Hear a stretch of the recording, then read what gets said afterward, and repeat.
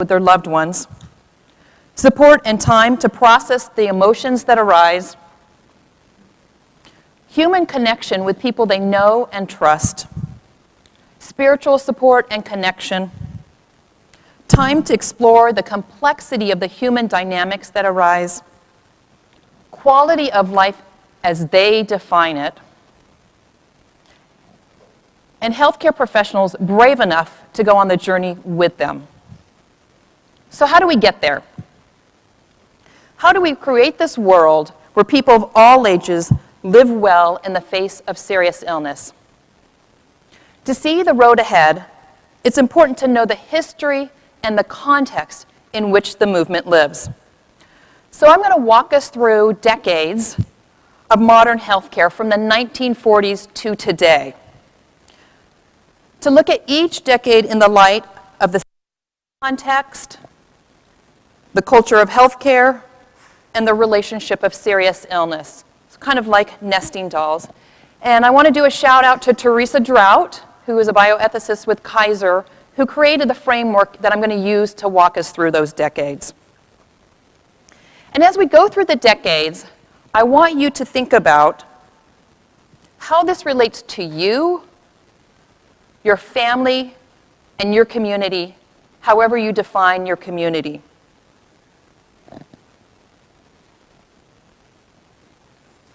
Where am I supposed to be pointing this? Okay. So in the 1940s, some folks in this room were alive at that point in time and have vivid memories of that. Everything was shaped by World War II. The entire decade was shaped by World War II. The war started out in Europe and came to U.S. soil with the bombing of Pearl Harbor. The draft was instituted, and it touched every family in the U.S. Everybody was impacted. Everyone did their part for the war movement, pulling things together. Everyday staples, including sugar, gas, and rubber, were rationed.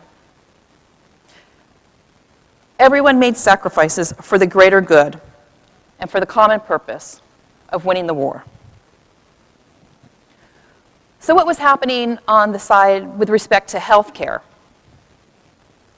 Employer-sponsored health insurance was started in the 1940s as a result of federal law, the Stabilization Act, which limited employers' ability to raise wages.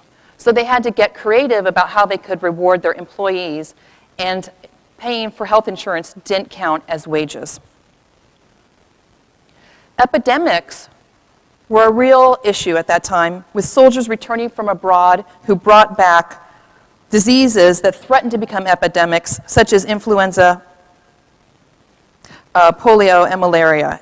And those diseases were really growing at the time. So in response to this threat of epidemics, there was a proliferation of new drugs.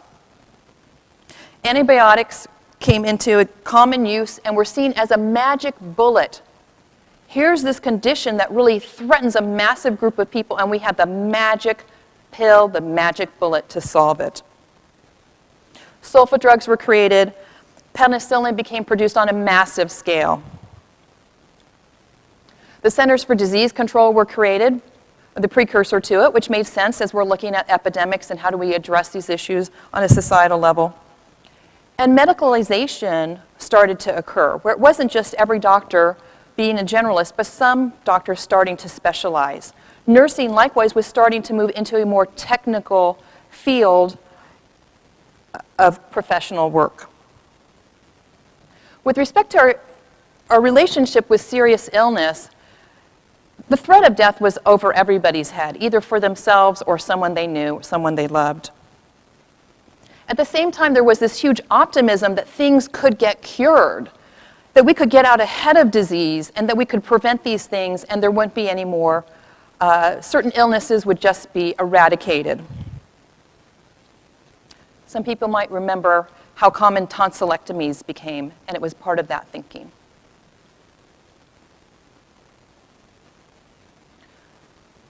So then we moved on from the 40s, then flowed into the 50s. And the 50s was really this post-war expansion. Thanks. The economy boomed. People had more money. Demand for housing in the suburbs was created. Baby boom. Probably many of us here, part of that baby boom generation. TVs became a household item, creating a common visual story about everyday life. All of this led to the beginning of the consumer-led economy that seemed to have no end. The Cold War military-industrial complex was created. It was this combination of the military needing to be strong and fighting this Cold War against the Soviet Union. After World War II, there were two strong powers. It was the Soviet Union and the US, and we both had nuclear arms, and we both knew that we could create a nuclear holocaust. So we had to be strong to prevent the other one from following that path. So it created this this partnership between the military and our technology industries, which we call the military-industrial complex.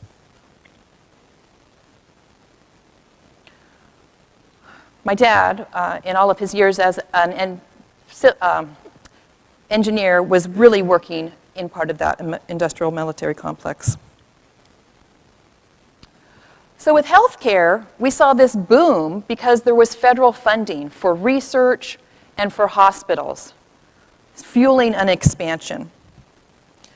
The first polio vaccine was introduced to the general public, making huge strides with the fight against polio. Ventilators changed from being an iron lung, which was a machine that your entire body was in up to your neck, to the ventilators and the various ventilators that we have today. The first organ transplant in the US occurred in Boston. Huge advances in heart disease and cardiac treatment. There were new procedures that were developed, and they could stop the flow of blood while they did a surgery. Artificial valves were implemented. Electrical shock was employed to control heartbeats, leading to the creation of pacemakers, like we heard from Katie Butler. And by the end of the decade, open heart surgery was an everyday activity in healthcare. The structure of the DNA was discovered. So what was happening with this booming economy, this booming and this potential within healthcare? What was happening with our relationship with serious illness? Not a whole lot, but the one thing that does stand out is from a corner of our movement that you probably wouldn't have expected it to come from. It was Pope Pius XII at the time, who spent a lot of time talking with healthcare providers, clinicians, and the public about health issues. He took on difficult topics, such as the rights of the family members to make decisions against medical advice. He differentiated between ordinary treatment and extraordinary treatment. That we have an obligation to try to address serious illness and terminal illness, but we don't have an obligation to go to extreme measures in order to prevent death. He was the first to introduce the concept of double effect. That the use of medicine in terminally ill patients is justified, even if it may shorten the patient's life, as long as shortening the life is not the objective itself. I'm just going to pause in between each of the decades to give you a little time to think and to process that, and if you want to jot any notes. So we had the 40s with the World War II and everybody pulling together. A successful victory at the end leads to this booming economy and booming healthcare, and that goes into the 60s. The 50s generally known as a time of compliance and conformity, but with some seeds of rebellion that really took hold in the 1960s. In the 1960s, it was characterized on a political front by lots of political and social unrest. We had JFK's assassination, Martin Luther King was assassinated, the Vietnam War was going on. Social norms were changing. We had changes in clothing, hairstyles, music, formalities, schooling. It went on and on and on.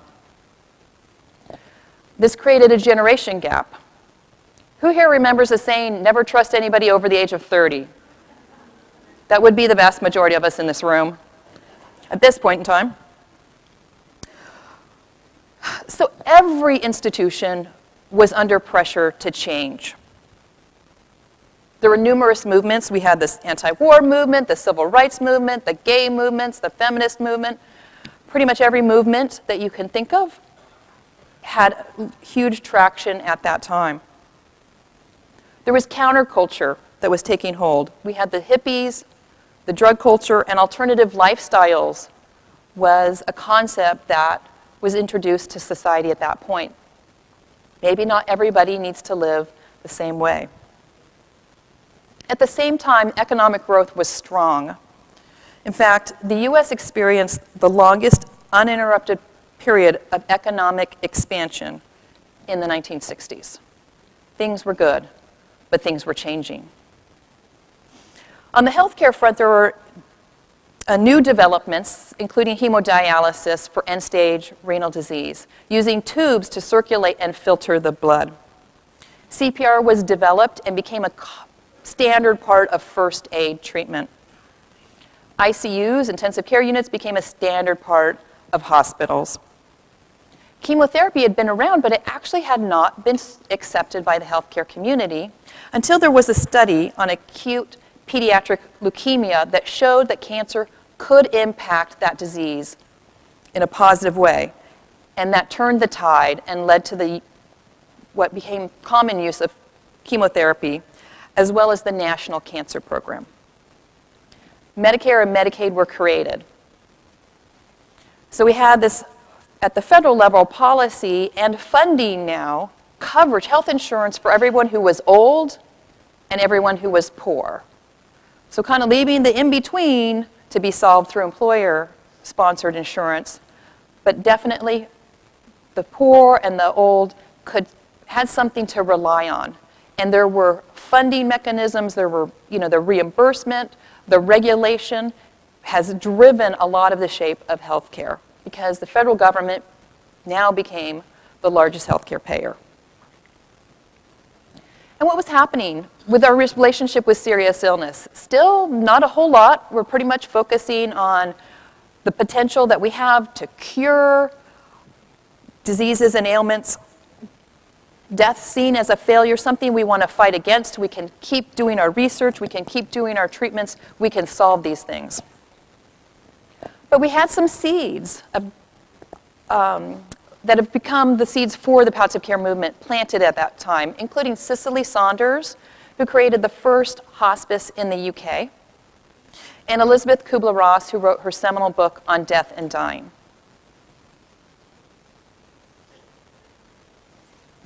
So then this time of radical change in the 1960s led into the 1970s. And what did we see in the 1970s? Some people have called it the me decade, meaning that instead of society shaping the individual, which was more kind of the culture in the 40s and the 50s, the individual was shaping society. So this shift in kind of some of the fundamental ways that society is functioning. We had political and national crises. We had the oil crisis, the energy crisis, Watergate. The Vietnam War was dragging on. It destroyed the idealism of the 60s. The economy slowed down. We had stagflation, which is inflation and unemployment rising at the same time. We did have some technological advances. We had fiber optics, microwaves, microprocessors, the pocket calculator, VCRs, cable TV, MTV, all developed, changing the way that we relate to media. Apple Computer and Microsoft were founded in the 70s. There was also a rise of a consumer movement, placing value on person choice in all settings, in all industries, and direct-to-consumer advertising. There was also kind of related to that was the fitness movement of jogging, working out, biking, and anti-smoking campaigns, so kind of taking control over your own health that partnered well with this consumer movement and consumer mentality. Healthcare grew quite a bit. It grew so much in the 70s that it became second only to the military in size and cost. Medicine started to be seen as a commodity, moving away from this one-on-one relationship with your provider, this professionalism, to this is a business. This is something that I'm buying. It's a service I'm buying. Technological advances in other fields made their way into healthcare, which gave us things like CAT scans and MRIs that allow us to take images of the soft parts of the body. Informed consent started to get traction. You can see with the consumer movement, that makes a lot of sense. Informed consent, the concept that a doctor should inform a patient of the risks, benefits, and burdens before proceeding with a procedure had been around, but it really didn't get traction until the 70s. And you can see that with the rise of the consumer movement, that it made sense. People had higher expectations about their involvement. And in the beginning, doctors were very concerned that if they gave all this information to patients, the patients wouldn't get the treatment that they needed, that they would just forego it altogether. And you probably see that sometimes I look at the drug ads today and I'm like, when they go through all of the risks, and it's like, who would take that? So there's some legitimacy to that concern that they had at the time. The Tuskegee syphilis study came to light. The study began with 600 black men, many of whom were illiterate, and they were told they were going to be treated for bad blood, which in their community meant about one of 6 things. And when it was originally planned to go on for 6 months, it went on for 40 years. And during that time, the men who were participating never were given penicillin, which was proven to be the drug of choice, the treatment of choice in the 1947.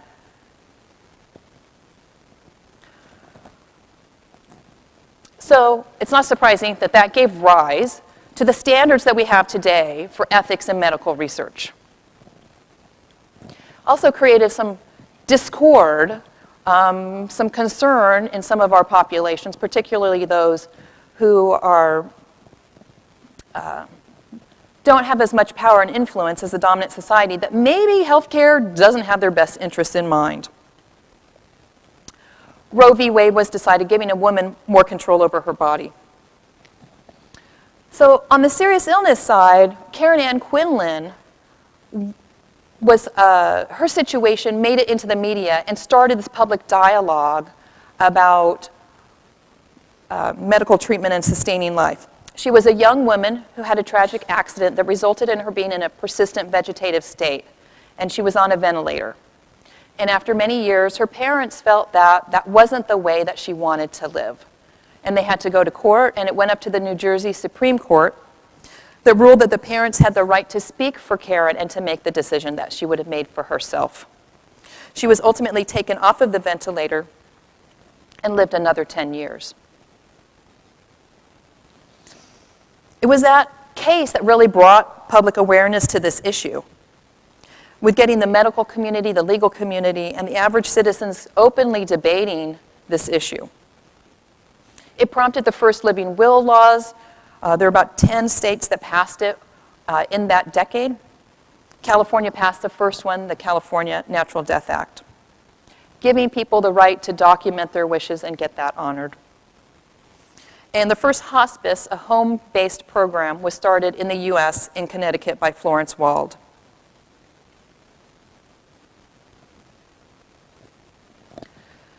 So as I was preparing this presentation, it felt to me like really the 1940s to the 1970s really laid the foundation for our modern healthcare system. And there were a few luminaries during that time that planted seeds for what would become the palliative care movement. But they really stood out in this vast sea of medical advances institutional developments that were moving in a different direction. So I'd like to pause here and ask you, at your tables, turn to your neighbor, groups of 2 or 3, and to talk about, as you think about this time period from the 1940s to the 70s, in the context of you, your family, your community, what stands out to you?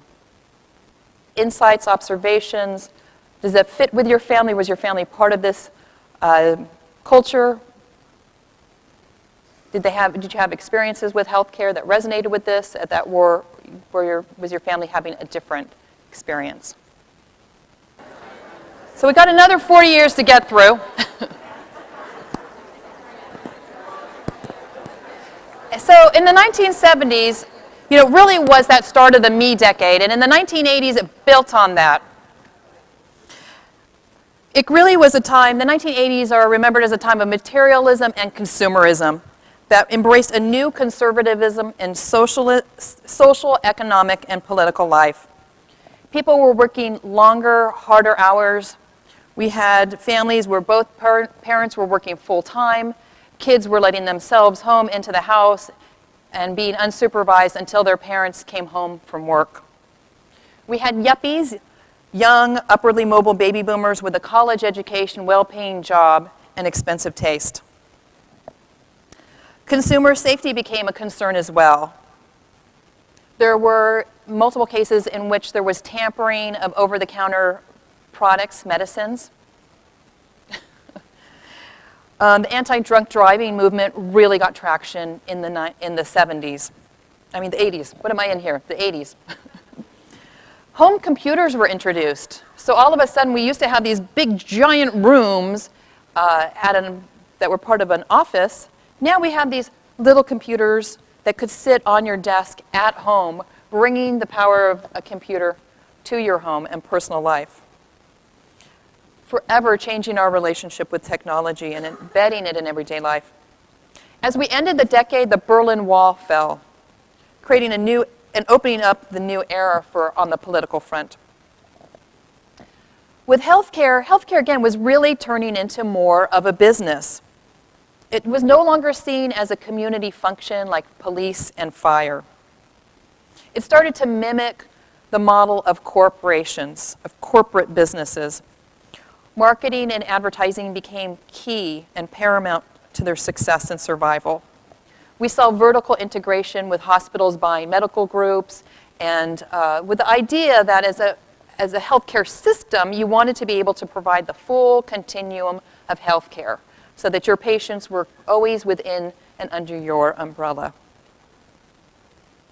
Cost containment was very real, issue that was really discussed at the policy level. It brought us DRGs, diagnostic-related groups, where when a patient is admitted to a hospital, the hospital is paid a rate based on the patient's diagnosis, rather than the actual procedures they receive or the length of stay. HMOs proliferated, managed care took off, and rationing healthcare was actually a discussion that was had at a policy level. Some maybe remember that dialogue got the furthest in Oregon. But there wasn't really the appetite, and there were lots of ethical issues about how that could be institutionalized as a policy. We had the first cross-species organ transplant when a newborn, baby Faye, received a heart from a baboon. We were also grappling with the rights of parents to make decisions for their seriously ill children. So we had a presidential commission that supported the parents' right to refuse medical treatment for their child in most instances. And a year later, Congress passed a law that severely limited the parents' rights to make treatment decisions for a seriously ill or disabled newborn, kind of reflecting how we were conflicted as a society. The AIDS epidemic started in the 1980s, so this was a virus seemingly coming out of nowhere that defied any sort of treatment. It was very scary and created a lot of fear. It also activated a lot of people to get involved in the end-of-life movement. They had friends that were passing away, and they could see that the death that they were having, that we as a society could do better. The hospice benefit was created. All of a sudden, Medicare was paying for this. There was this new service line and benefit that was made available to people who were terminally ill. The Joint Commission accredited hospices. The American Heart Association recommended that for patients unlikely to benefit from CPR, that their doctor, in consultation with the patient, issue a DNR order. Likewise, the AMA, the American Medical Association, recommended that in the appropriate circumstances that the doctor could withdraw or withhold medical treatment in consultation with the patient, if that was really the appropriate thing to be doing. So you can see that things were starting to shift. There's a continuing expansion of healthcare and this growing awareness of serious illness, and that we need to come up with some solutions. That went into the 1990s, which are generally considered a time of relative peace and prosperity. In the 80s, right at the end, the Berlin Wall was torn down. That led to the fall of the Soviet Union. That led to the fall and the elimination of the Cold War. We were no longer in this like staring match with the Soviet Union. We had Desert Storm, also called the Gulf War, which happened when Iraq invaded Kuwait. The U.S. joined a coalition of 40 nations for a war that lasted 43 days. Here we are, all the world coming together and quickly having success. It was the rise of the internet which ushered in a radical new era of communication, business, and entertainment. Google came into existence, and we prepared for Y2K, which turned out to be nothing. And smoking bans were becoming common, that we need to kind of think about shared space, such as air. On the healthcare front, we had the Clinton attempt at healthcare reform. A lot of energy, a lot of time, a lot of potential there, but ultimately it didn't pass. And even though it wasn't successful, we did have some key legislation, healthcare legislation that passed at the federal level in the 90s, including HIPAA and CHIP. HIPAA focusing primarily on protecting patient privacy of their medical records, and CHIP, the Children's Health Insurance Program, making sure that seriously ill children have access to Medicaid and other federally funded programs. Medicare and Medicaid fraud now became an issue. With the growth of those two systems, with those two payment mechanisms, there was concern that some people were figuring out how to take advantage of that. And a special crackdown to combat waste and fraud, Operation Restore Trust, was one of many that were started. We started to become enamored with evidence-based medicine. We have all this research, and we see variation. The research showed significant variation among the care that people with similar conditions had, depending on where they lived. And so there was this push towards evidence-based medicine, of making sure that people with the same conditions get access to the best knowledge, to the treatment that's in alignment with the best knowledge that we have. Cloning and Dolly the sheep was created from, not from an egg and sperm, but from DNA. And that prompted stem cell therapy because it meant that an adult nucleus could be turned back to the embryonic stage. In Virginia, a court ruled that hospital personnel cannot deny emergency treatment to an infant born with a severely damaged brain. That was baby K. Also, with respect to end of life, Nancy Cruzan was in the news in the 1970s. She was another young woman in her 20s, got in a car accident. Emergency responders didn't get to her right away. She did go a bit of time without oxygen to her brain, but they did revive her. And she was on a feeding tube. She was in a persistent vegetative state, and her family asked that she be removed from the feeding tube. And it went all the way up to the U.S. Supreme Court.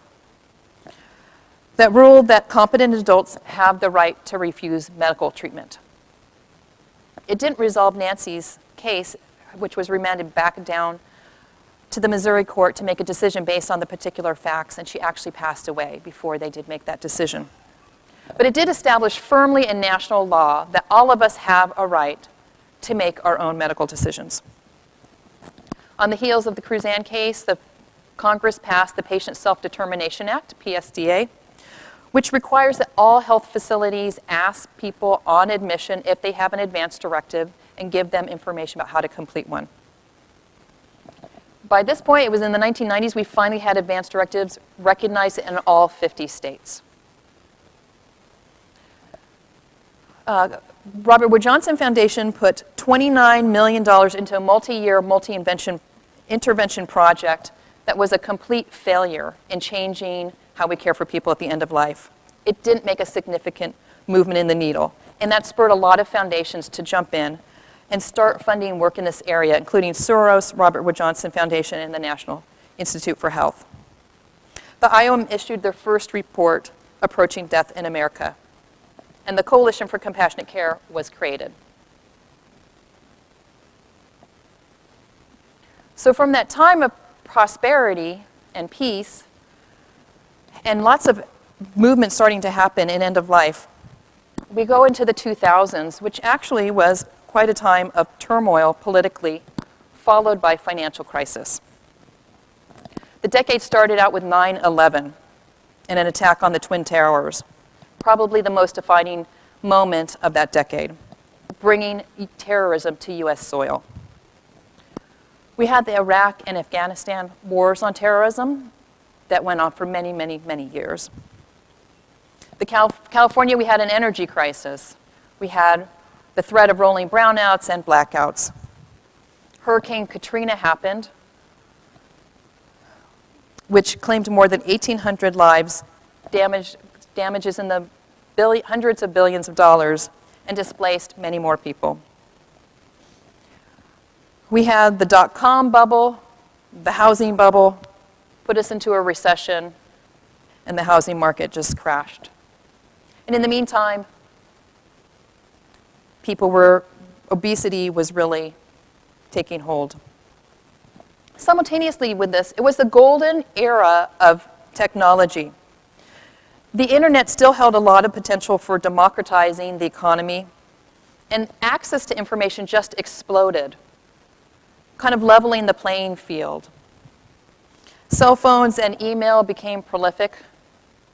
Probably remember when you got your first cell phone. It really changing the way that we stay in touch. And social media was just starting to get traction, and Facebook was taking hold. With respect to healthcare, we had the human genome. We're completed sequencing of the human genome, which helps scientists to determine the single gene that causes a disease. We developed a cocktail of medicine that fought HIV, turning it from a terminal illness into a chronic condition. And we started to change our focus in healthcare, thinking about public health campaigns on lifestyle, disease management, and transitions in care. Medicare Part D was passed, giving seniors prescription and coverage. With respect to serious illness, the Bill Moyer series was produced on PBS, which led to the creation of a lot of book groups and local coalitions, some of them who continue to exist today, that came to support conversations in the community based on that PBS series. The IOM issued their report on pediatrics and end of life, when children die. The National Consensus Project issued their first set of recommendations, consensus guidelines on palliative care. Terri Schiavo was in the news. At the age of 26, she had an unexplained cardiac issue that left her in a persistent vegetative state. Her husband fought with the parents over what Terry's wishes really were. And after 10 years, he was finally allowed to have her feeding tube removed. But this was after it became a national controversy involving the courts, Congress, and our president. Here in California, the Nick Snow Law was passed, which created the Pediatric Palliative Care Waiver. Palliative care became board certified and medically recognized as a legitimate medical specialty. National Healthcare Decisions Day was created, which, if you don't know, that happens every year on April 16th, the day after tax day, because the only two things given in life are taxes and death. Inpatient palliative care programs started to grow and proliferate, and POLST started to spread across the U.S., including being passed in California.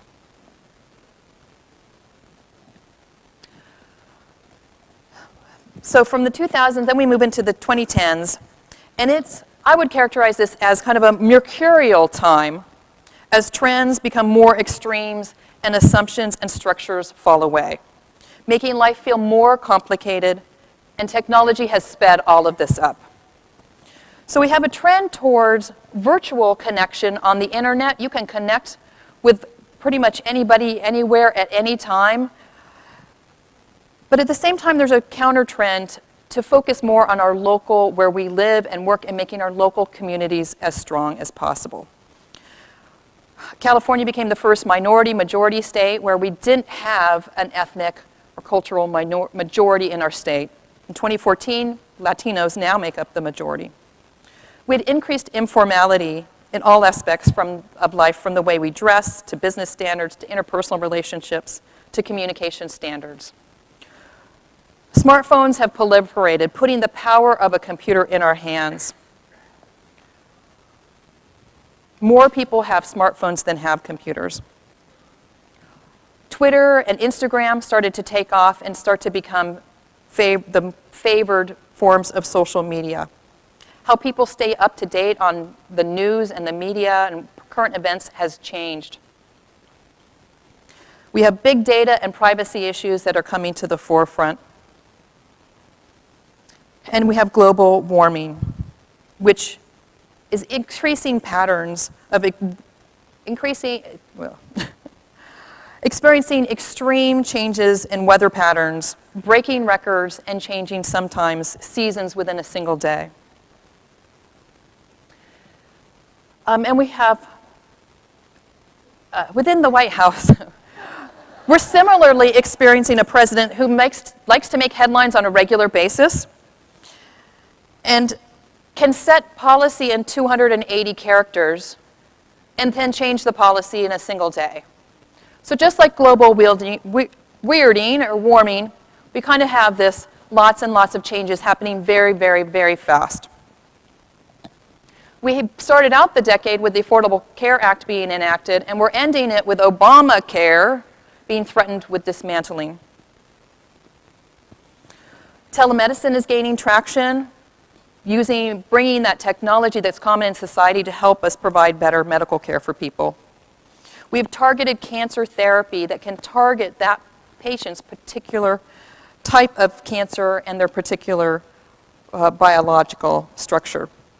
We have minimally invasive therapy where we can go into a person's body and do some tremendous healing and surgery without significantly opening the body and exposing it. Bionic limbs, incorporating computers into prosthetics, is taking place.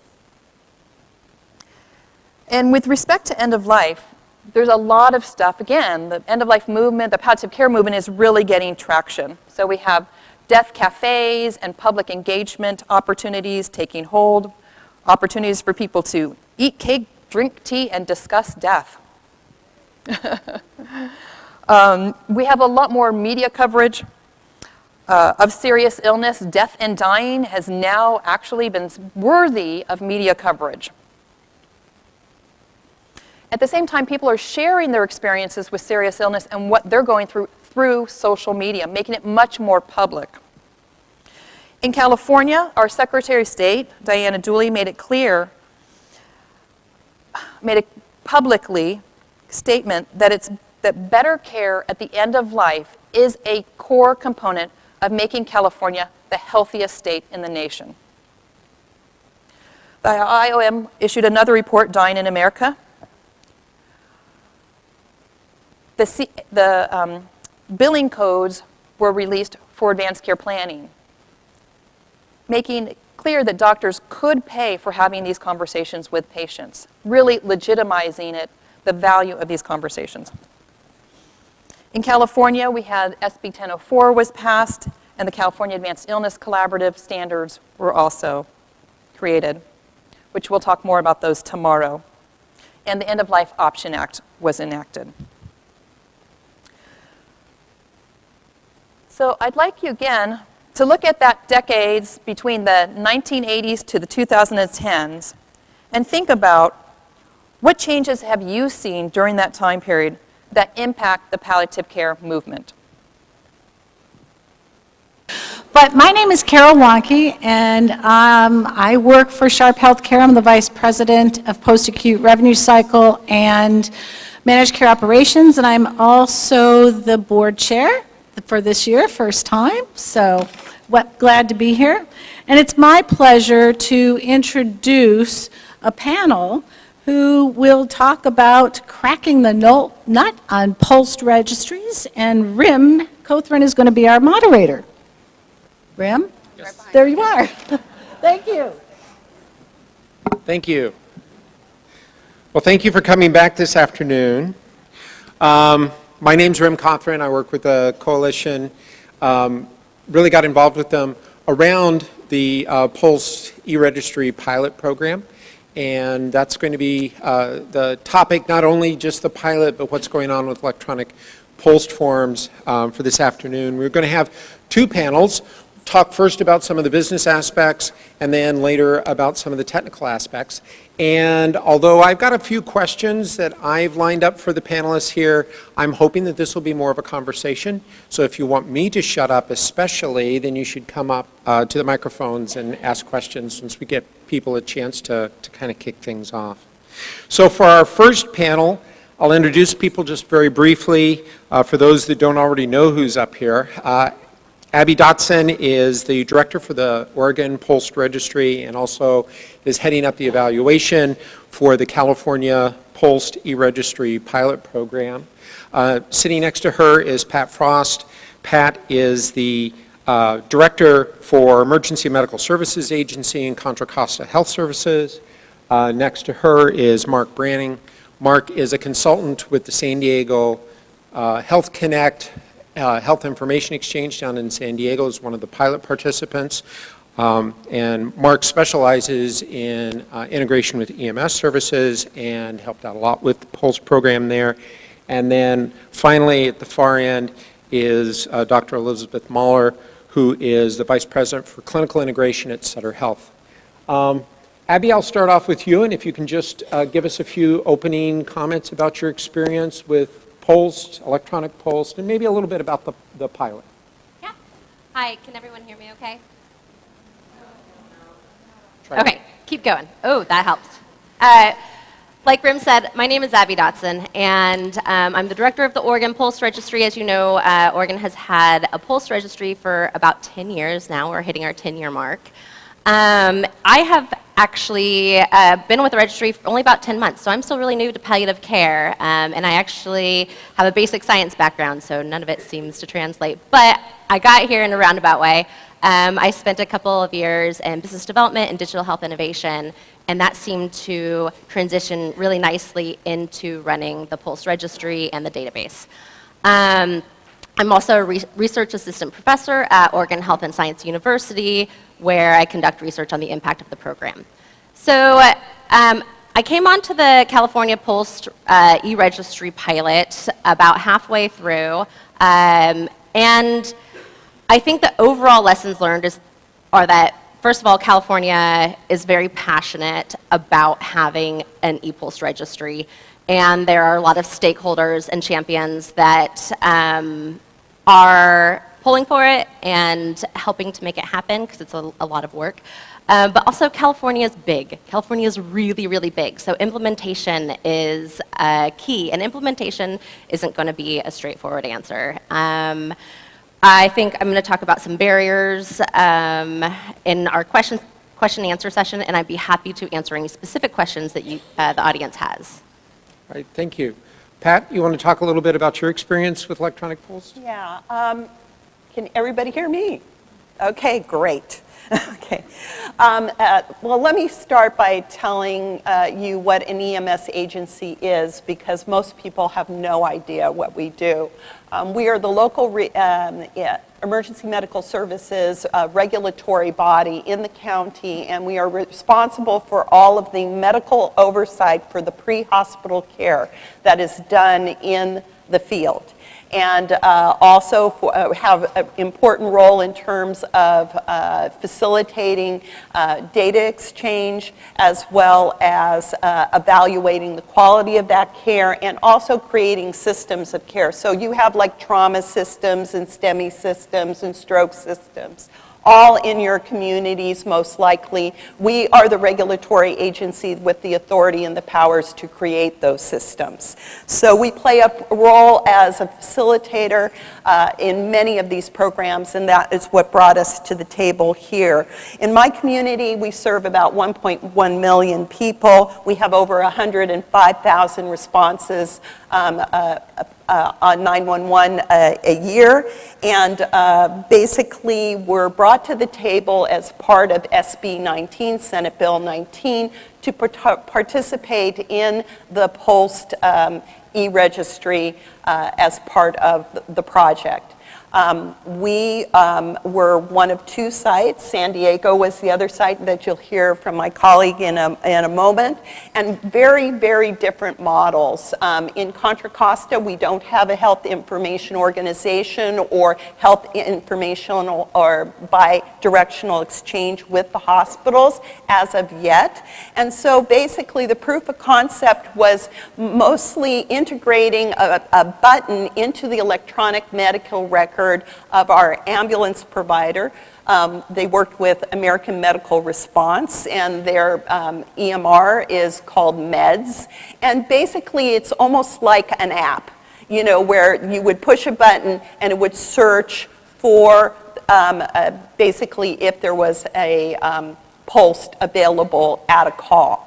Now, one of the things that came up for us is that, you know, how often is that going to happen? Well, we have about 800 cardiac arrests a year in Contra Costa County.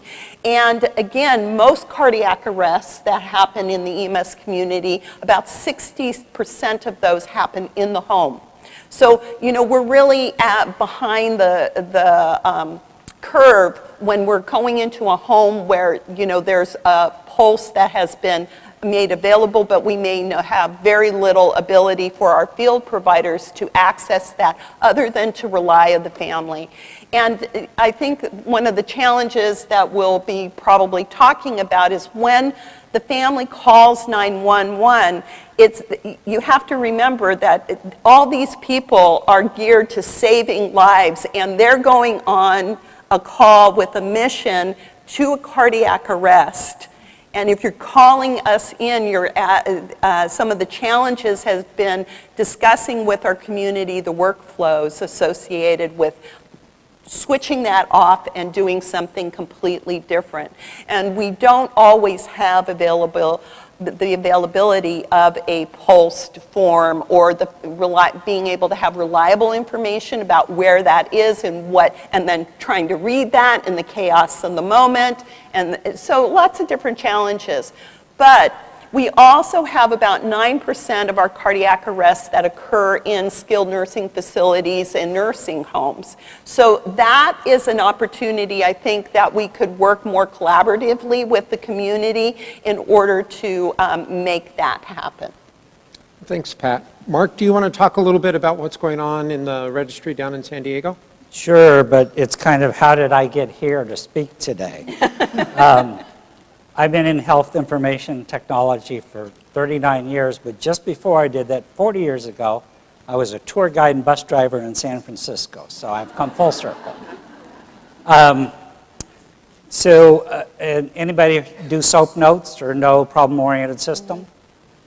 Okay, I worked with Larry Weed, who was the father of that, automating electronic medical records way back when. We used touch screen, And I worked with some investors who were going to expand that, and they said, touchscreen, never happened. Nobody's ever going to use touch. So even the experts didn't know. Moving forward, I worked with a company called IDX and GE for almost 20 years. I was clinical product manager. And that brought me to San Diego, where I worked with Sharp Healthcare for about 3 years, helping do a whole clinical transformation down there. So I lived in San Diego.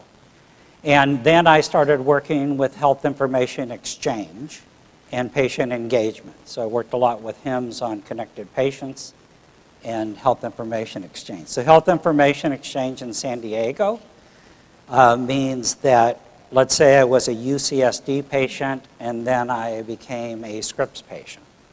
If you go to Scripps, in your EMR, you query the HIE, it queries the whole community and brings back problems, meds, allergies, labs, discharge summaries, progress notes.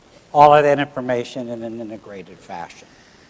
So fast forwarding to now, how do we leverage that for the EMS world? So we did a pilot called SAFER, where the paramedics in the field, this was a different pilot by ONC, so the paramedics can query the HIE from there and get problems, meds, allergies, and counters. So then when the California Healthcare Foundation said, how are you going to extend that for POLST? It was very easy, because now we're just querying another node, which is POLST Registry. So that means that the paramedic, when they put information in, last name, first name, date of birth, and gender, it's going to pull problems, meds, allergies, and counters, and a POLST form if it exists, and put that right in front of the paramedic. And then the paramedic starts putting the data in, and it's streaming down to the ED. So the ED is seeing the same thing that the paramedic's putting in. Typing in, EKGs and vital signs are getting streamed down there. So that's the combination of SAFER and combination of getting the ePulse form. And we've been live on the ePulse part of that for almost a year, and about 2 years on the SAFER part. Thank you, Mark. Beth, do you want to talk a little bit about what you're doing in Sutter Health? Yeah, so hello, I'm Beth Mahler. I'm a physician executive at Sutter. I lead all of our palliative care and hospital medicine critical care strategies and programs. And about 5 years ago, we started to tackle at Sutter. For those of you who don't know, we're about 24 hospitals, 50,000 or so employees, about 15,000 physicians, large Sutter care at home, home health, hospice agency, and a leader in advanced illness care. We have an advanced illness management program that we're very proud of, and it's contributing to our sort of broader palliative care, ambulatory community-based palliative care programs. And one of the truths that we were discovering, even though we're a large integrated system, we're on a single instance of Epic across all of our ambulatory and hospital settings, is that most of our patients, many of our ambulatory care clinic patients are not our hospital patients. About half of our hospital patients are other people, other organizations' patients. And we were having stories within our own system of our patients, even though we've spent $1 billion on an EHR, for us not to be able to share our critical forms around life-sustaining orders, so POLST forms, or just even goals of care, living wills, advanced directives, whatever. So we started to try to think about how we would build that on our own within Epic. Because UCSF, Stanford, other major healthcare organizations in the Northern California footprint are also Epic clients, we thought, well, we'll just leverage care everywhere to share these documents and work on interoperability, et cetera. But there is no HIE really functional in Northern California. And we quickly came across the reality that that would be harder to build than you would think, to build smart forms, keep them up to date, share them, et cetera. And so we actually learned from the Oregon experience and decided to go to a third party. This was before the ePulse registry pilot began in California. And Sutter, we signed on coincidentally with the vendor who was going to be, who was awarded the ePOLST for Registry for Northern California. So Vinca, you'll hear from them later. But so we went live as an organization using a third party to manage essentially our POLST documents, a single document for a large healthcare organization that we want to have it be eminently shareable. So we're trying to liberate first the POLST and then hopefully some of the advanced directives and living will content from our medical record into a place where others can get it, so that our patients who are going to other hospitals or EMS services, that those forms are readily available. And then when in our emergency rooms, our ICUs, other places that we can discover other people's pulse or from other organizations, healthcare providers. So it's been a long journey. Then it just is coincidental that, so we're acting now like an anchor organization for this pulse. We have about 300,000 records, I think, pulse forms up in the cloud right now. We're sharing them with ourselves because a lot of other organizations in Northern California haven't signed on yet, other than the Contra Costa County pilot groups. So we are very, very engaged and interested for other organizations to sign on to the registry so that we can have those documents where they belong. Great, thank you. And interoperability will be one of the things that we'll talk about a little bit later on in our second panel, so I'm glad that you gave us a hint towards that. Abby, I'm going to turn back to you. As the evaluator, you alluded to trying to collect some of the lessons that we're learning about how difficult this is, what some of the barriers are. Can you talk to some of the, at least what you're learning about some of the business barriers or obstacles that people are having to overcome to stand up an electric POLST registry or electronic POLST forms? Absolutely. Overall, I think a key takeaway is that registry readiness is really important. Having a database that is already populated with a number of POLST forms is really key, because unless you have patients' information already available, by the time you loop in EDs and EMS, you know, they have something to query. They have results that will pop up. And POLST forms are more, they're more of a rare needed event. So in those rare circumstances, to get a 15% hit rate on a POLST form, that can be really dragging for the workflow, and then you'll start to lose kind of the confidence of the people who are accessing the POLST forms. So having a robust number of forms in the database ready to go before launching a registry is helpful for future success. Also, identifying champions within health systems as well as community champions that are there to take on leadership roles, to educate others, and to help move forward some of the POLST workflow needs is really important. Unless you have leadership involved and leadership there pushing forward, it's hard to get traction anywhere else. A key one that I think is going to be super important moving forward in California is education. And it's not only education about how to use POLST forms and when POLST forms need to be filled out, when it's appropriate, but also ongoing education down the line. Maybe an audit system to check for POLST accuracy and POLST appropriateness would be helpful, because I think we've all seen, I was in an advanced care planning session before this, and even within our medical communities, there's still knowledge that can be given to our healthcare providers. And there's still areas where it's not completely clear, you know, what's the use of a POLST form and how is that different from an advanced directive? We see it in Oregon all the time, and we are continually educating our community and our, you know, healthcare professionals on when it's appropriate to use POLST. Customizing tools to each organization is a difficult barrier, because big healthcare systems and small clinics all have their own workflow in place, and they also have their own technology in place. And working to connect apples and oranges and pears all together is a lot of times difficult. And a customizable solution a lot of times is necessary. Also, I don't think that we will ever see paper POLST forms go away. I would say in Oregon, we are still seeing 70% of the forms that we get are paper forms. And I think if you eliminate paper forms, you're going to alienate a certain community, especially rural areas. And the demographic of patients that we work with, they a lot of times really enjoy having that tangible form. That said, POLST form quality is a huge issue. I believe in the pilot, up to 44% of audited forms in certain areas were incomplete.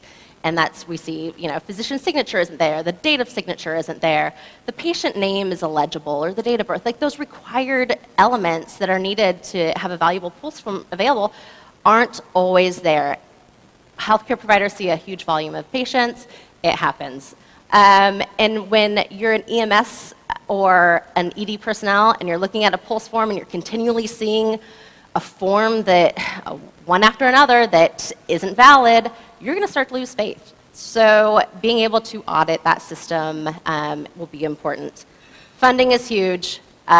This is all going to cost money, and where does that come from is a big question, and that's a big barrier. So you're going to leave us with that one. Yeah, good luck. See you guys. Thank you. No, there are definitely creative solutions, and I think California has showed that this is important, and I don't think there's going to be a problem getting to the next step after the pilot is finished. Thank you. Beth, maybe you can give us a little bit of your thoughts on barriers or obstacles in the health system, especially in getting adoption and use of a registry. Yeah, well, I omitted the part that actually the other reason, so beyond sharing the documents, the other reason we went live is this quality issue, and that was essentially the driver for the funding, because as you can imagine, my organization wasn't excited about spending a lot of money to manage a single form outside of a record that we had just spent and invested many, many millions of dollars on. So the quality argument is a good one, and it's very compelling from a provider perspective, from the healthcare provider organization, and I think also from a health plan organization. I think the quality of the POLST really, really matters, because it's useless if it has the wrong date, if it's not signed properly, if sections conflict. You've now spent a lot of human capital and human resource time, not to mention the emotional impact of rendering care that's not wanted, or not rendering care that's wanted, based on a bad form.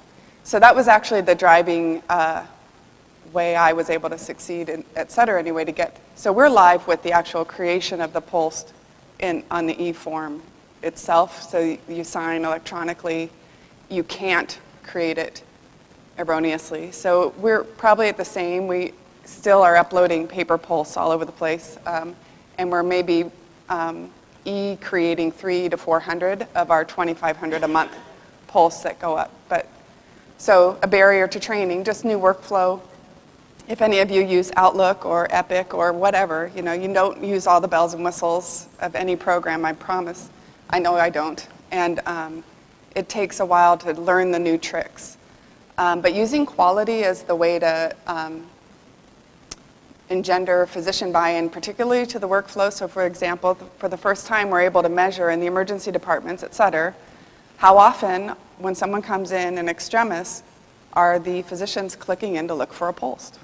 We couldn't do that before because it was in our media tab and we wouldn't know what they were looking for in any case. So now we can actually do a quality and process improvement endeavor around awareness around looking for the POLST before you act. Same in the ICU. How many times were we creating POLST for people who were DNR in the hospital? How many times were we creating a POLST for people discharged with a new DNR order? Things like that we couldn't do before. So that's helped a lot with the barriers around, at least from the provider organization's idea of the cost of implementing a third-party solution. Great, thank you. Mark, do you want to talk a little bit about the barriers from an HIE and community standpoint? Sure, it's kind of expounding on what we've already heard, but in San Diego, we actually started a POLST work group prior to when funding happened to do the pilot. And I was running that, and it was very interesting because I wanted to get the organizations all hyped up and let's get going. And every time I said, so let's start talking to your people about POLST forms, all the organizations looked down at their feet.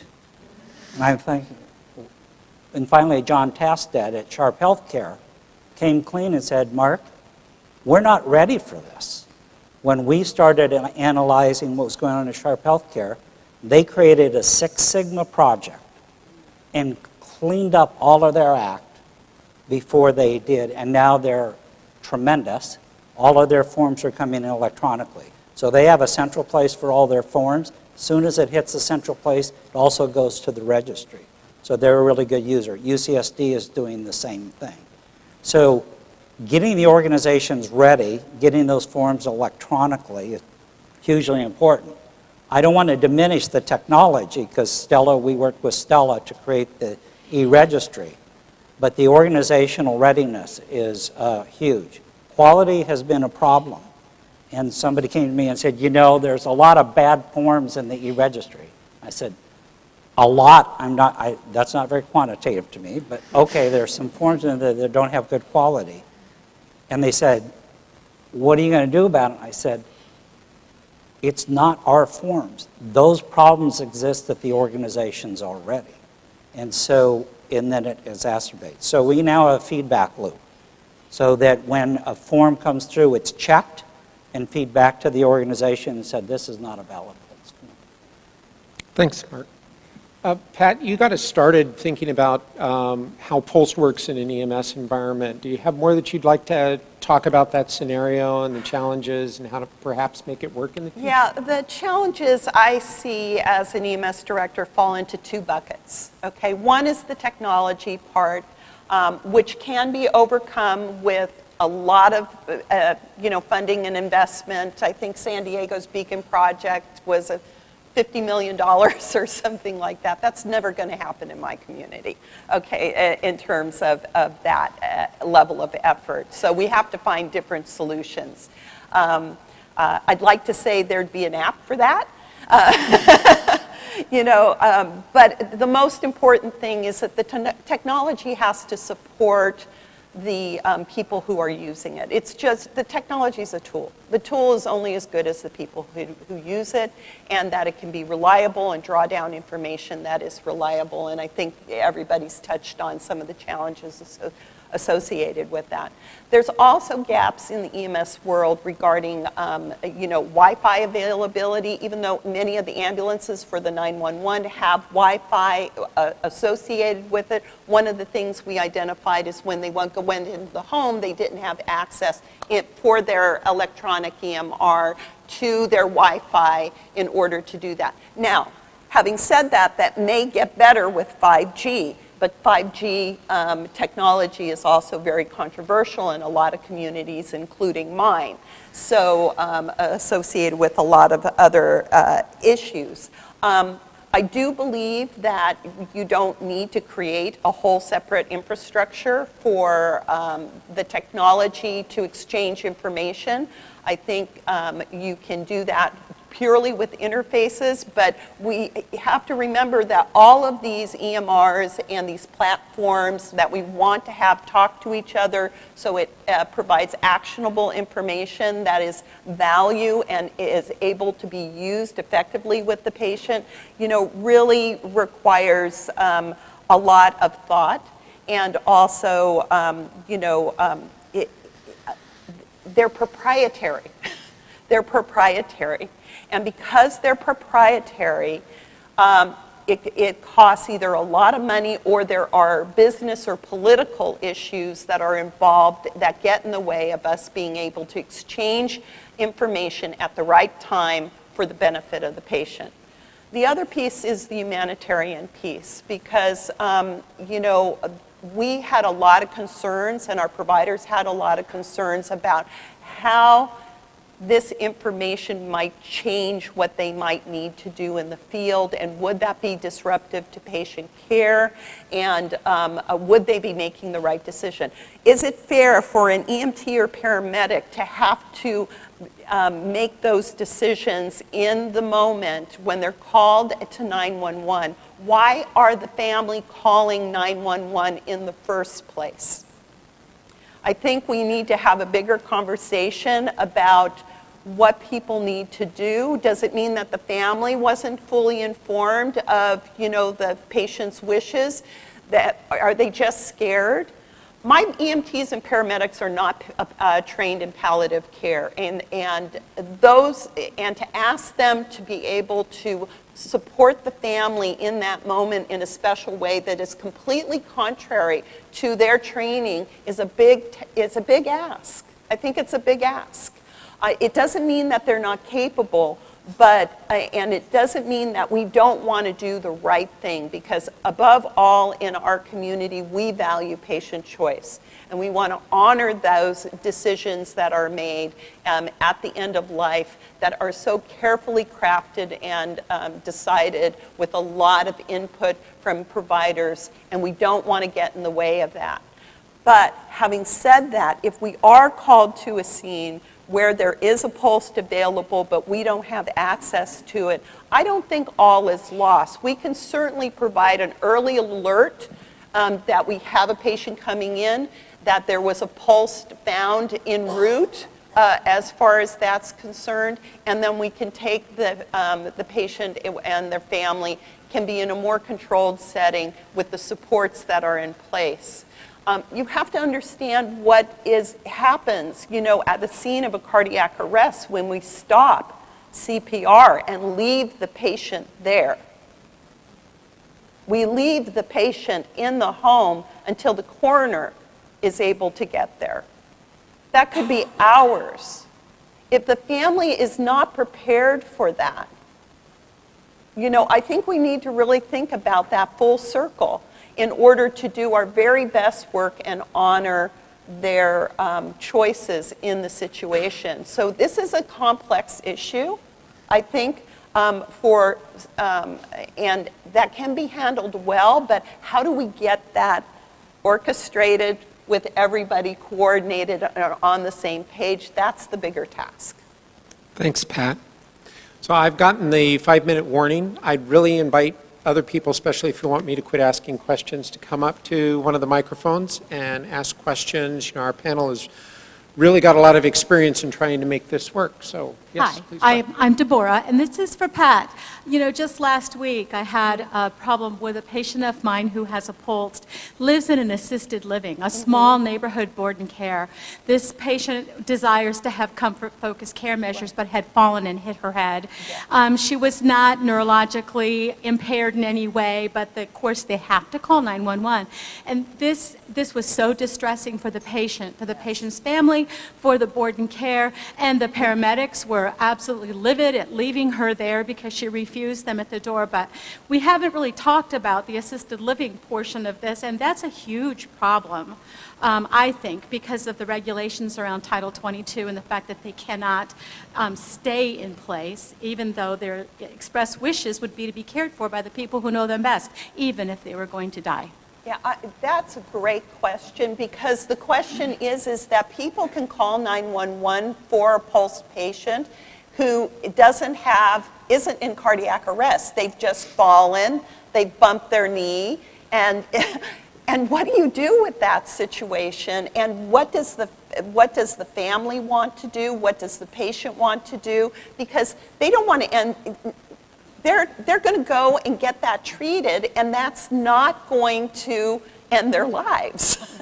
Well, and it's a $2,000 ambulance ride, too, for people on a limited budget. And that's another issue for some of them, especially when they have that and patients do have a right to, refuse transport, but again, when they're in an assisted living, you have that conflict between what is required under regulations and in that setting. those things have to be reconciled, and it's not fair to ask the EMS system It's to a do that. huge thing. We need to get together and develop, I think, better policies Yeah. around it as a state. Thank you. You had a question? Grace Cordovano, Board Certified Patient Advocate. I'm seeing this bigger conversation and would love to hear your thoughts on how do we hold our Department of Education accountable in refreshing the core curriculum. These conversations are happening here and they're powerful, but we're in one room. They need to be happening earlier, perhaps at a high school, college level, where we can create a safe space for young adults to be proactive members of our healthcare ecosystem. So is there any work being done there? Because we can sit and talk all day, but it needs to happen earlier for this next generation. We can try to Band-Aid fix this now, but what about the next generation coming in? I don't have an So- answer for that. Yeah, I think for e-registries, that like we're kind of focused on the workflow and technology. But I will say, so there's a large movement here in Northern California called End Well, where we're reimagining the end-of-life experience. And one of the winners that came out of that was this idea of starting death education, the same way we started sex education with middle school and high school students, to start this conversation around mortality and death. And some of the lessons, Jessica Zitter is the leader, and then I don't know if the person from UCSF is here, but a colleague from UCSF, I can't remember her name, but 2 physicians are leading that work. And it's pretty powerful because the lessons they're learning are that, most teenagers, tweenagers, have experience with either a parent, a grandparent, a sibling, a friend, an aunt, an uncle dying. They know it, they experience mortality earlier, and they were, in the class pilots that they've done, have been playing the Go Wish cards, going home then, and then being the vectors of, reasonableness with their parents. Like, have you told us what you would want done? And they've started the conversations, and they're not scared of it really at all, because their curiosity quotient is so high, right? So it's a perfect example of, now that sort of the cultural, as we saw in the history of this idea of palliative medicine or mortality, or there's nothing intrinsically medical about dying anyway, so why don't we talk about it? That I think that you're exactly right. It's more of a social movement than a medical movement, and it's trying to take it away, basically take it back from the medical care, societal expectation of what medicine is, and what we do, what we can do. So anyway, death ed is one example of, I think, the cafe culture is another. Thank you. Last question. Actually, I have a statement. It concerned me when I heard comments about EMS going and then that person needing it. The POLST is not an end-of-life comment.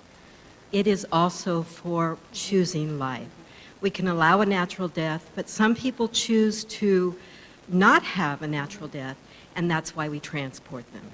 So I hate to, we had in Ventura County, we had a church do a whole event around anti-POLST because they thought we were doing it as an end-of-life thing. So this is a really big thing to me to understand that this is not an end-of-life statement. This is a document that gives choice back to individuals. I think Dr. Duncan said it really great in her advanced care planning session. Advanced care planning, including advanced directives and POLST, it's about living. It's not about death. So thank you for the comment. All right. Well, I hope you'll join me in thanking our panelists. Thank you very much.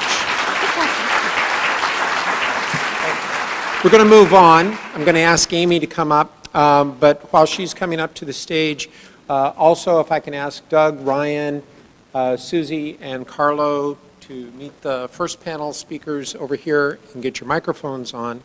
A couple of times Pat alluded to that we needed to have a bigger conversation. I just wanted to take 1 minute and talk a little bit about the next steps. The pilot ended officially in December, and we're in the final stages of evaluation. But there are plans to take a look at what we should be doing in an electronic POLST registry moving forward. The coalition is going to be moving forward with, and I invite people to keep in touch with some of those activities. We're going to be convening stakeholders and working with the EMS authority to identify a vision for POLST registry in California. We're going to be gathering the plans and large health systems and other stakeholders together to talk about funding. Funding did come up in our discussion today. We're also going to talk a little bit about what, from a technology and roadmap standpoint, what the future should look like. What is a physical POLST registry that delivers on what we need to do in California look like? We're going to be also then working with EMS Authority in developing guidelines towards an electronic POLST form to accompany the paper form. So I would really encourage everybody to watch out for some of those activities as we're moving forward as well. While we take this little break between the two panels, we're having Amy Vandenbrouke talk to us a little bit from the National POLST Paradigm Office about what's happening with POLST on a national level. Amy? Thank you. Good afternoon. Flip ahead. So I'm the Executive Director of the National POLST Paradigm, and I was asked to talk about what's going on with our Technology Consensus Project. We started this in 2017 because I was getting a lot of questions from states about whether they should try to build their own registry, are we going to have a national registry, wanting to know best practices of integrating POLST within electronic medical records, and what are health information exchanges and how can they be used to help with POLST. We've also seen a lot of third-party vendors in this space trying to integrate POLST within their technology and their apps and just either connecting with us or not, but we're just seeing this awareness of trying to connect with patients and families. So to find answers, and give the best advice, we felt that we really need to do this in an integrated way. So we felt it was important to include vendors and other people in this space and figure out what are they trying to do, what problems are they trying to solve, and how are they trying to solve them, while giving us an opportunity to really educate on the fundamentals of the POLST paradigm, try to establish a national registry ourselves, and determine what policies do we need and what do we need to be advocating for to protect the paradigm. So we had about 70 people that are currently involved with this. This is a partial list. At the end of the day, our mission is that all states have adopted the POLST paradigm, resulting in consistency of process, improved patient care, and greater patient control and direction over their medical treatment.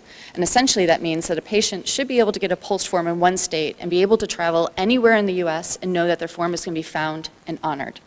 And right now you can do that with a paper form, but it seems like technology would be able to make this easier. All states have some level of POLST paradigm. There's only 4 states that don't actually have a form out, but they've all been working on it. And as all the programs have developed, they've become more interested in registries. And this is the first registry map that we created, which was last year, where I asked, what is going on? And this is this year. It almost doubled in the number of states that are actively working to implement registries. So we know there's a lot of interest. But we are a national movement, and so the solutions have to be national in scope. No state is going to be successful on its own. And part of this consensus project is because looking at how we developed the paper form, we allowed states to do their own thing for a number of reasons, and it was great because a lot of innovation. But what we have today is 13 different names, 5 different colors, and there's multiple versions of the pink color. And we have a lot of different formats. And that is a challenge because it creates confusion. A healthcare professional who's used to looking at a pink TPOP form might not look at a goldenrod La Poste form and recognize it's the same thing. And we all know that POLST forms are time-critical documents. You need to be able to identify what it is, be able to understand it and follow it, otherwise patients might be getting treatments that they don't want. And it's also been problematic from a public policy standpoint, from quality assurance, from research, and from doing education nationally to have these such variations. So what we said with technology is we need to stop this early and try to come up with consistent standards and guidelines so that states can implement the same way rather than having 50 different variations, which is what we have with a POLST form. So for example, one of the things that we're looking at is patient identifiers. This is the list of what states use, and so if we left it to the states to figure out their own, we would have variations of all this across the 50 states, and that's problematic. So part of our consensus is to agree on one version among the states, and then have that reflected in the national POLST form that we're working on right now, and then also share with ONC, the Office of the National Coordinator, which is very interested in this work. The project goals are, we wanted to develop best practices. We want to create a guide that all states can use about how to best integrate POLST with technology. We wanted to identify national priorities, what we should be advocating for at the national level and what's going to help states. We wanted to help align product development to make sure that they are in keeping with the POLST fundamentals. And then we wanted to evaluate what systems are currently out there so that we're not spending time and money to do something that could have just been done with the technology that's out there. So in 2018, thanks to many people on the stage and in this audience who sponsored it, we had a consensus conference, and we're having one in 2019, where we had 4 topic groups. So 55 people came, and they were divided into these groups. And then they talked about these 4 different discussion areas at length for about a day and a half. Right now, we've got a document at the 30,000-foot level. We actually got agreement on things, and then we identified what we wanted to work on this year. So thanks to the Network for Regional Healthcare Improvement, we have a private online group where we continue to share documents amongst each other. We're continuing the calls from last year in preparation for 2019.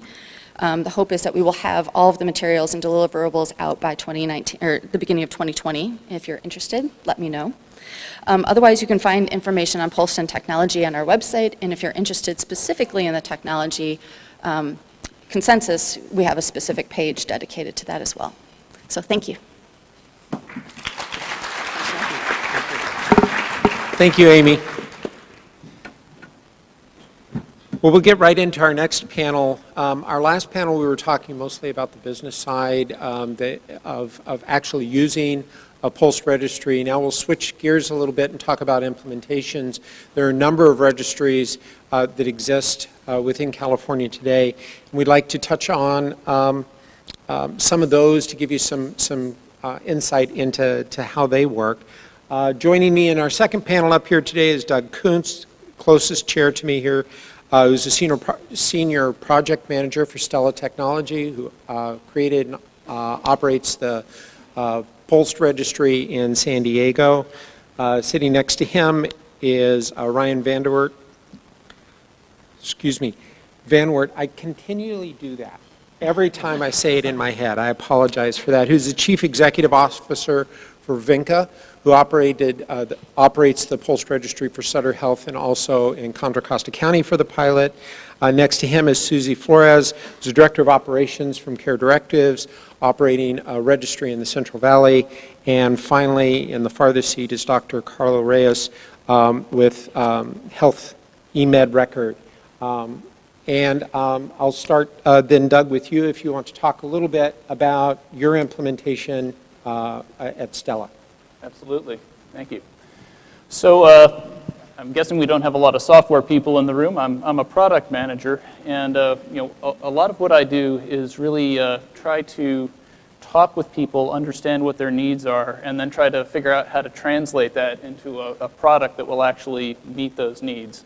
So a lot of what I do is try to work with healthcare providers and understand what they're trying to do, and then go tell the engineers, here's what you build, and I think they won't hate it too much. And usually that works out. So for the registry in San Diego, when we came to it, we really started with one main objective. Earlier you heard a discussion in terms of readiness and is there going to be a critical mass of forms. And that was something that we identified right out of the gate in San Diego as something that we would want to address right away. So that was the prime objective, is trying to make sure that there are going to be enough forms in this registry that it is worthwhile to check. And so that was really our first point of attack.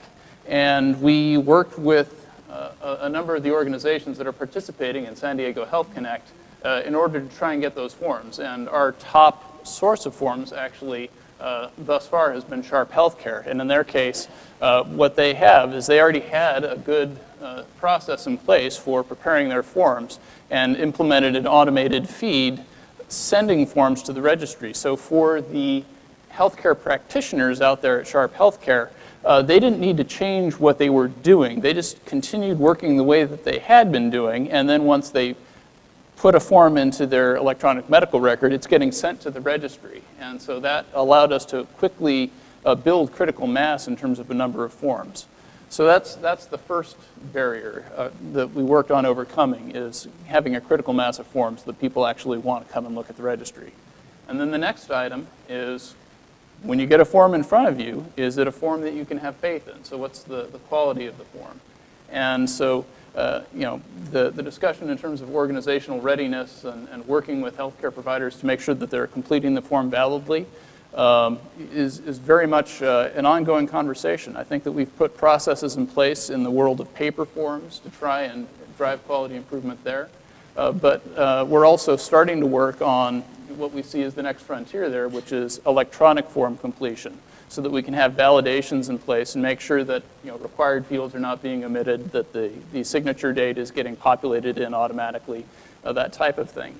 So we're, in order to implement something like that, that's more of a workflow change, and I think going to be a bigger lift. So we're just starting to get our feet wet there and starting to put a pilot implementation of electronic form completion in front of a closely monitored set of pilot users, and we're looking forward to hearing what their feedback is, what we got right, and even more importantly, what do we need to change and continue improving. Thank you. Ryan, you want to share some of your experience at VINCA? Yeah, sure. And by way of brief background, is everybody hearing me okay? Okay, excellent, thank you. I'm a critical care doc, one of the co-founders of VINCA. It was a local spin-out from Stanford in 2012-13. And a lot of what we do today is really driven by what we saw in the critical care unit in those days of seeing time and again people with existing life-limiting illnesses come through the doors of the emergency room, really no idea of that person's care preferences, and invariably that person would end up in the intensive care unit, often on a ventilator, and then a few days later somebody would show up with a crumpled up POLST form saying that they never wanted to be there in the first place. They hadn't had the conversation, or there was some kind of error on the form that made it unusable, and just saw that happen time and time again, where people were not getting what they wanted, and thought that there was an opportunity to leverage technology to standardize process, improve quality, and reduce variability for the entire process of advanced care planning. Is really, when you think about it, there's so many points of failure that can occur, from understanding a person's wishes, making sure it's codified and documented accurately, making sure it's updated, and making sure it's universally accessible, that if there is a single point where that fails, all is lost. And our approach has been to leverage technology to help healthcare organizations to streamline that process. An important component of that is the registry piece. And at this point, we've matured into really two different offerings, one of which helps the healthcare organization to implement best practices for advanced care planning, and the second is something that state-level organizations use to make sure these documents are universally accessible, version controlled, et cetera, et cetera. And we're fortunate to support the Northern California, Contra Costa County POLST Registry pilot, and you heard Beth speak just now. A lot of that effort and momentum really was through Sutter Health's commitment to being the first to stand up and say, this is a really important initiative for the community, for all of our patients, it's the right thing to do. And to this day, Sutter in Northern California, as you heard was mentioned, several hundred thousand forms that are Sutter forms that contribute to that population aspect of the registry. Otherwise, within Contra Costa County, we address several other points of access, and the real goal of the registry is to balance universal access with HIPAA, essentially, if you can think about it in a very simplistic terms, is you'd love to be able to go to codestatus.com or POLST.com and look up somebody's POLST form. But we all know that there's certain regulations that prevent that from happening. And the balance is that user access management piece, making sure that the right people are looking at forms for the right patient at the right time, with making it clinically integrated in a way that people are actually going to use that form. So in the healthcare system, it's relatively straightforward in the sense that with the large EHRs, it's relatively straightforward to embed links, put dynamic flags so people know there's forms and otherwise. At the skilled nursing level, we developed a similar implementation with point-click care, which is sort of the epic of the post-acute world. And then you heard Pat talk a little bit about the work we did with American Medical Response on the ambulance and EMS pre-hospital side, and then a variety of other ways, e-fax and otherwise, that people could be submitting forms to the registry. And I would say the biggest learning from that is that the technology really is the easy part. And I think you heard there were several themes from the first group of panelists that this is all about awareness, adoption, people seeing this as a priority. And the real unique challenge of a registry is that you have so many different points of care where you have to do this whole process over and over and over again. You know, ambulatory, inpatient, ED, home health, EMS, assisted living, skilled nursing, and every single one of those areas needs an extreme change process, an organizational change process, and that's really the bigger challenge, I think, of implementing registries is around getting to the front lines of every one of those spots and making sure that people are aware of and that they find it easy enough to use these valuable types of resources.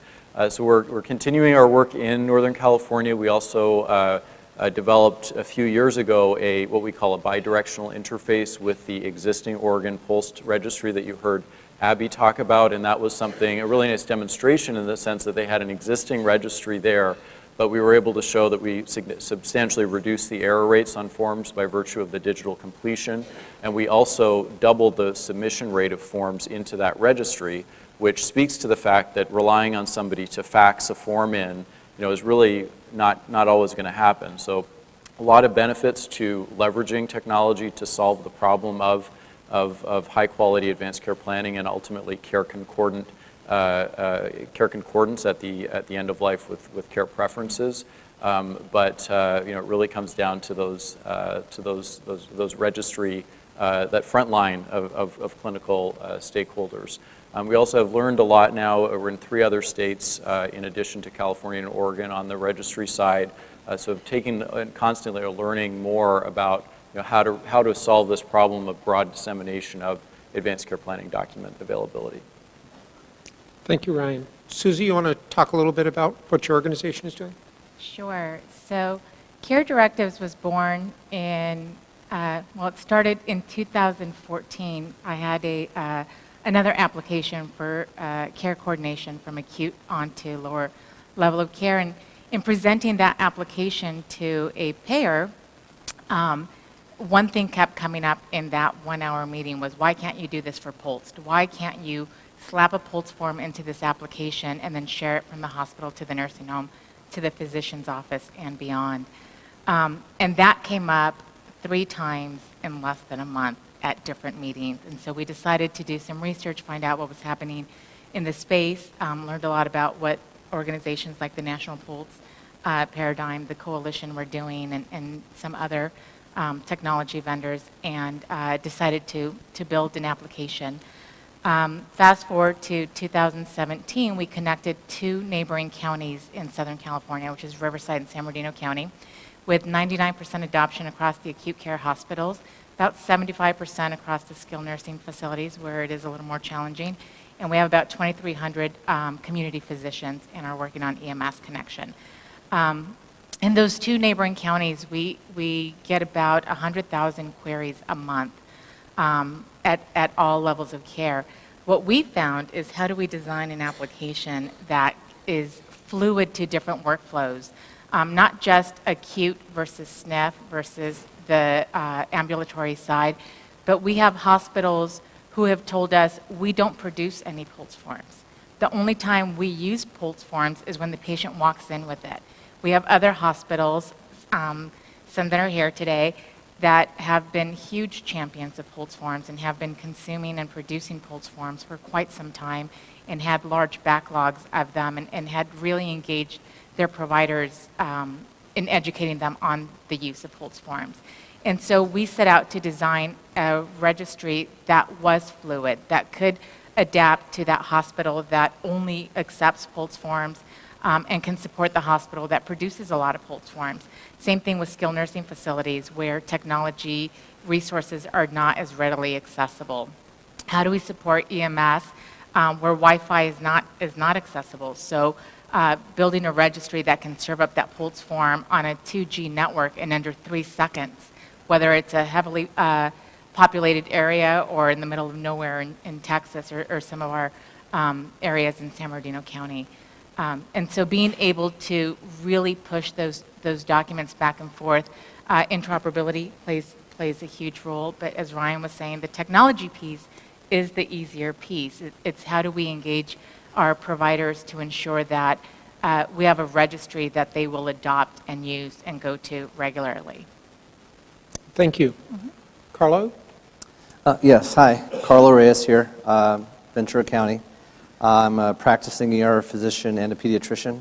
I'm also an attorney, which means I'm a little confused to begin with. But through years of medicine and law, I became very passionate about some of the things that I'm seeing in my ER, because ER is really the downstream, right? We talk about upstream. We are downstream, and we're catching all the fish, right? And we're seeing things happen that kind of creates moral distress. And I don't know an ER physician in this country that doesn't feel it. And so that was really the basis for where we started our company, Healthy Med Record. I'm also part of the Ventura County Medical Association and a steering committee member of the Ventura County Coalition for Compassionate Care. And so those collaborations allowed me to have interactions with our VCMA, our medical association in the county, and dream up whatever we wanted to do. Whatever we, a bunch of physicians got together and nurses and community leaders and said, what can we build? And so this was really a grassroots experience. And then lo and behold, we also heard about some pilots that were going on, So we felt that we were doing the right thing, and we continued to push hard. And so we talk about what are the real barriers in a registry. It really is engagement and inspiring people to do the right thing. Because I think once we got the support of the 40 or so odd organizations that are part of our coalition and the hospitals and EMS, then it made us feel like we were moving forward in the right direction. And that doesn't say that I'm not saying it's easy. It's actually very difficult. But one of the keys, I think, in starting a registry is finding champions. And it was mentioned in the last panel. You could find those champions that also agree with what you're trying to do, then it makes it a little bit easier. So some of the things that we're doing in Ventura County is we're a little bit unique because not only are we doing the registry thing, but we're also a qualified clinical data registry. I'm presuming that most of you don't know what MACRA and MIPS is, but maybe you do. But physicians are becoming incentivized to report their quality metrics to Medicare and Medicaid services, to the extent that if they don't report it, then they're going to get penalized. And then each year that penalty becomes higher and higher. So we came up with the idea of, well, let's create our own quality metric, and that's submitting an electronic POLST into our registry, which is now recognized by CMS. So we're the only one in the country that has this capability of providing that additional incentive for providers, not only to tell them, look, you need to do the right thing, but you're also going to be rewarded for it. So it also kind of leans towards what our business plan is in terms of providing that additional incentive. So we're a little bit unique there. And it really comes back to this kind of grassroots approach that we started from the very beginning. So everyone that's involved in our company is devoted and very open to engaging with new collaborations. We just signed on with the Colorado statewide HIE, which has basically 95% reach of all the providers in Colorado, and we're actually implementing as we speak. So very proud of that. And there is distinct differences between an HIE county and a non-HIE county. So Ventura County has no HIE. So all those barriers are just magnifying times 1,000, And I know that now, because now with the Colorado experience, it's like, oh, I just connect with one platform, and then we can really just roll it out everywhere else, and that's literally what's happening. So understanding both barriers is really important, but again, at the very basis for establishing a registry is finding those champions. Thank you. So the next question that I had written down to ask everybody was technical barriers. Well, I've had three of you say that technology is easy, so we're just going to skip that question. But A number of you have talked about the business barriers as well, and especially adoption. And Susie, if I can put you on the spot a little bit, you have very high adoption in the areas that you're serving. Can you talk a little bit about what it takes to get good adoption, good physician participation in a registry? Sure. So finding that champion. The first person who said, why can't you do this for POLST forms? Why can't you add a POLST form to your exchange? Was a CMO at a Medicaid payer that manages 1.2 million lives in these 2 counties. And so after we built our registry and did our beta testing, we went back to that payer and said, here's what we built. We would like for you guys to partner with us in helping us roll this out. And within 10 minutes, they said we have to roll this out to all of our providers. And so finding that champion who really stood side by side with us and helped us engage their providers, from hospitals to nursing homes to physicians, and ongoing education for the providers was key in our success in being able to say that we have 99% adoption across all of the acute care hospitals in that area. They added it to their SB 1004 program, as POLST is very important in that program. So for their providers, as they rolled that out, accessing the registry and participating in the registry was a metric, a performance metric for the providers. All right, thank you. And Karla, I don't know if you want to talk anymore. You have a little bit of a unique model that you already touched on in doing quality measures. Can you talk about adoption and how that is going in your area? Yeah, so it's interesting because not only are we reaching out to hospitals and skilled nursing facilities, we're also reaching out to individual providers and provider groups, and we're focused on ACOs because all of a sudden providers are needing to focus on quality. So what our Qualified Clinical Data Registry does is it focuses on all those metrics that would be naturally selected by providers that deal with the POLST paradigm and having to further it in terms of patients during transitions of care with the chronic and terminal illness. So it was a very deliberate approach in terms of how we created our Qualified Clinical Data Registry.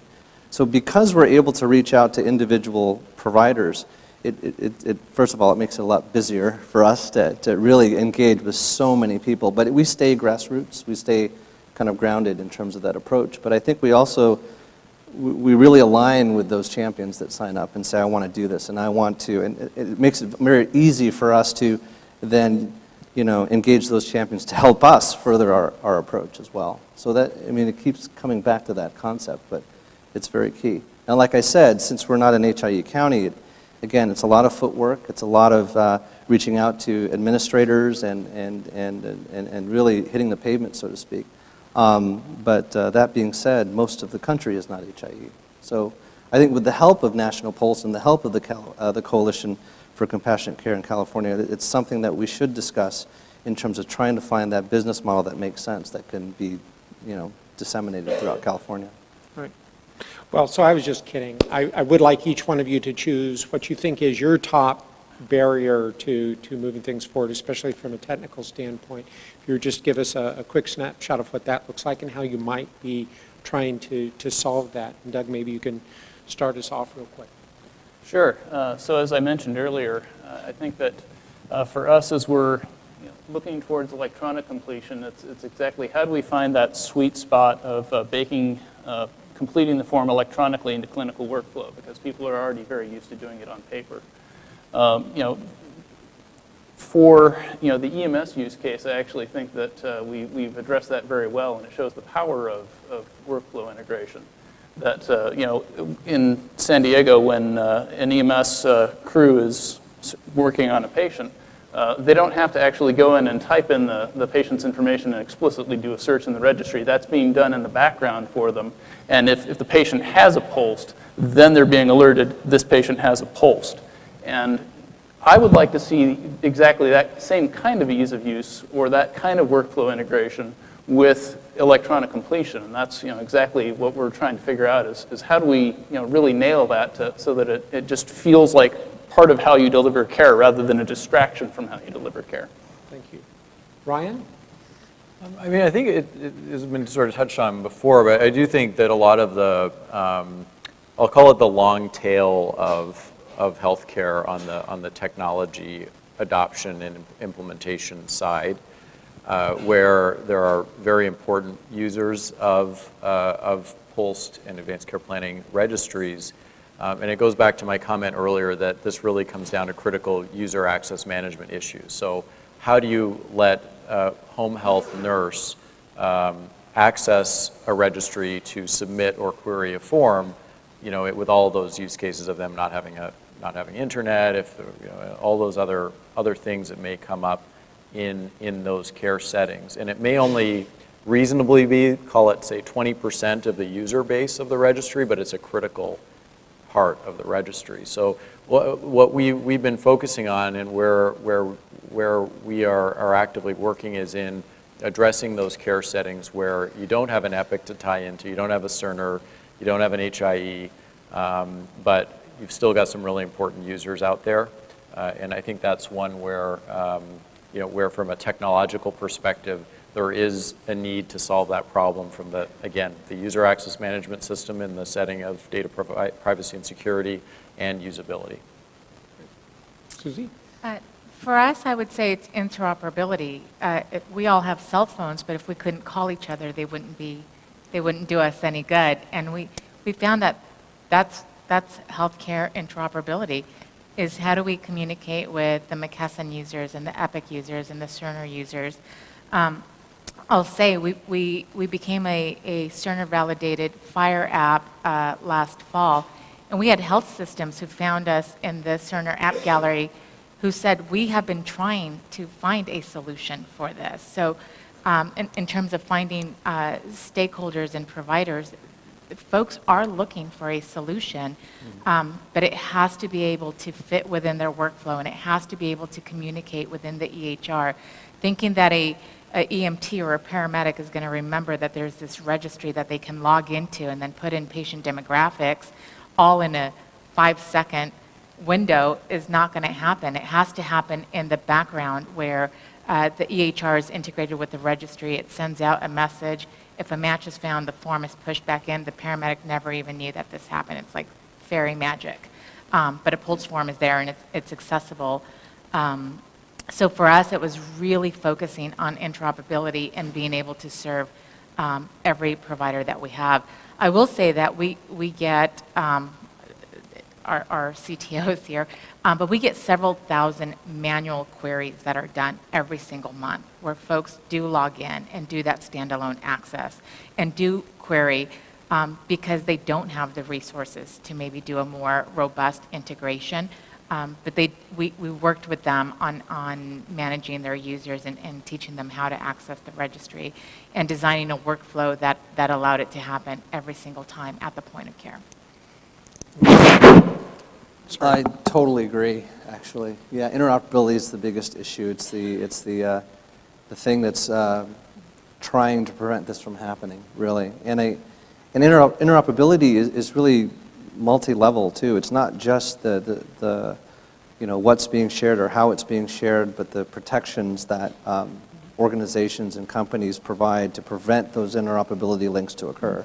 So it's not just technology that's contributing to the interoperability problem. So there has to be a paradigm shift in the way we share information. I mean, what we're all trying to do, everyone on this stage right now is trying to create a form of community chart. And that community chart needs to be shared and owned by everyone in this room. And that's what we're trying to build at the end of the day.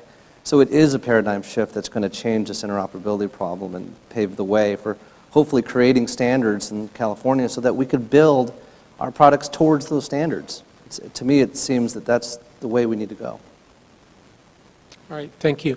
Well, we have a few minutes for some questions. If people like to come up and ask questions, it'll keep me from getting deep into the technology, and you don't want any of us, none of us want that.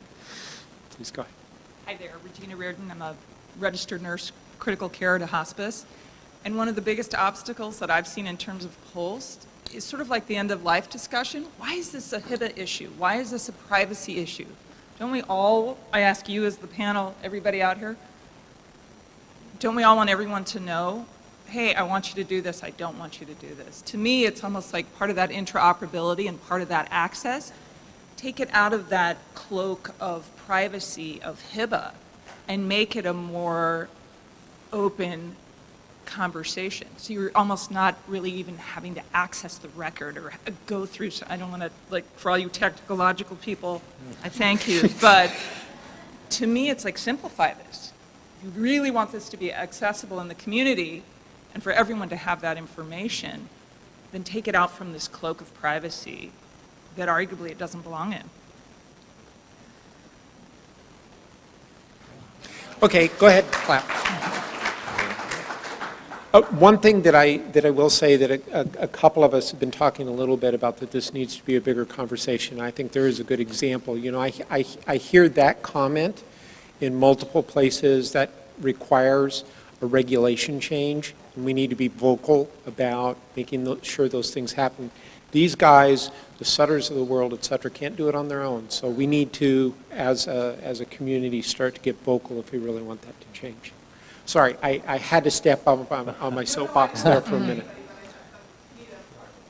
Go ahead. I'm Stan Turman, a psychiatrist, and it could be said that accessing the POLST is just the beginning, and interpreting it is what is key. And Fred Meraki published several papers, Triad, in which he showed that when there's a short video of at least 45 seconds or so, that the responses were more accurate on the part of the EMS personnel. I contributed a little bit to that study. So would that present a technological or a political, procedural challenge that you could not overcome? I can start. I think you bring up a great point that, you know, if you're looking at a POLST form in isolation, you don't necessarily know what the context was around it. You're relying on it being a high quality form. And there have been many approaches to non-text-based documentation of future care preferences. I completely agree. And our approach has been to try and augment just beyond the POLST to say what other kinds of facilitated discussion can be supported, documented, codified. But I think, you know, for the clinicians in the room, that particularly those that function in more acute and emergency room ICU type settings, the more information you have, the better. You know, I think that's the bottom line, is the more of a picture you can put together about that person's choices as they've gone through a journey of life and disease process, it helps you to make that decision and counsel that person and their family about what care they want.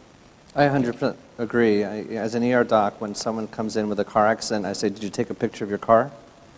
Right? Because that's mechanism of injury right there. That gives me information that them explaining couldn't give me. So any tool that would assist us both in whether it's understanding what a patient's wishes are, or it's updating a POLST, or maybe it's clinical decision support, any of that would be helpful. So I think that repository should consider all those as potential tools in the repository. He's pointing the hook at me, so if we can keep our questions really short, we'll try to, I'll steal a couple of minutes. So why don't you go ahead? I'll try really hard. My name's Kathy Graham. I'm an EMT as well as a health informatician. I would say as an EMT, what I would like is sorry, here we go. Is that better? Okay. As an EMT, I would want to know about that POLST form as part of the dispatch feed. I want to know before I get on scene that I'm going to be dealing with this, I'm going to be looking for it, I'm going to be dealing with a family that is very upset. And having said that, I know most solutions don't provide that, but have we looked into some methods such as, I believe in North Carolina, they're using bracelets and sniffs that include the POLST form on them so that they can be looked up and you're not depending on Wi-Fi.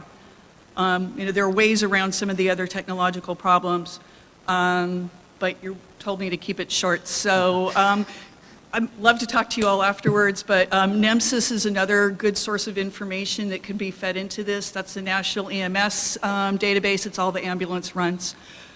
So I agree with Pat that there's a whole discussion around what happens with that patient. But the other comment I would say alternatively is field resuscitation is brutal. And it's not something the family wants to witness nor see in the patient that's still going to be left there. And it is life-changing for the first responders that have to do this. They don't want to do this, but all we get taught is the form complete? Are the signatures there, the dates there? If not, you're in full resuscitation mode. And that's the way EMTs run. Our job is to get that person into the ER, and nothing stops us. As a master's student, I did a study and showed if you had a DNR, it was less than 10% made it to the ED. If you did not, it was 80%. But once they got to the ED, approximately 84% passed away in the ED. That's a bad situation. So it wasn't short, sorry, but thank you. Rim, two quick things. Real quick. Two quick things. First of all, where is this all going? A lot of these were pilots, and now the whole state, CMS and CalEMSA, which is a California EMS authority, they're all looking at dollars to make this more statewide, connecting the POLST registries and expanding them. And also there's a poster session that shows the EMS and what we did in San Diego. Thank you, Mark. That was short, Mark. I'm Carl Steinberg. I'm a past chair of this coalition. I'm also active with National POLST. And thanks for all the great work you guys are doing. It's innovative and it's really needed. I just felt like I had to comment every time I hear something about POLST forms being incentivized, that makes me really nervous because we see so many POLST forms being done like in nursing homes on residents who are totally not POLST appropriate, where it's being used as a code status document. We don't want it to be that. Those people don't, if they want to be full code, if they're normal, reasonably healthy people who just had a hip replaced, they totally should not be doing a POLST form. And so I just wonder what you guys might have to say about that. Can I comment on that? Our registry actually manages every type of advanced care planning document. So durable power of attorneys, living wills, a durable power of attorney for healthcare, living wills, advanced directives, at a hospital DNR forms, and POLST forms. And part of the education that we do is we engage providers on who is POLST appropriate and who's advanced, and when should an advanced directive be used. We also have nursing homes that have submitted POLST forms that are 10 years old and have not been updated or modified, and we engage them on whether or not they're having ongoing education with either the family or the resident directly, so that they can update those care wishes. If the care wishes haven't changed and they're having those conversations, that's great. But if they're not having the conversation and the POLST form is 10 years old, then there might be an issue with that. So we certainly engage on that front. Yeah, probably if it's 10 years old, they probably weren't POLST appropriate when they first filled it out. Now, maybe they're POLST appropriate now, right? That's the conversation. That thing ought to be shredded. So if I could just say, our measure is written in such a way that saying that someone's not POLST appropriate qualifies for the measure. So it's not rewarding filling in a POLST, it's rewarding initiating the conversation. That's a relief. Okay. Well, join me in thanking our panelists. Thank you very much. And appreciate your attention.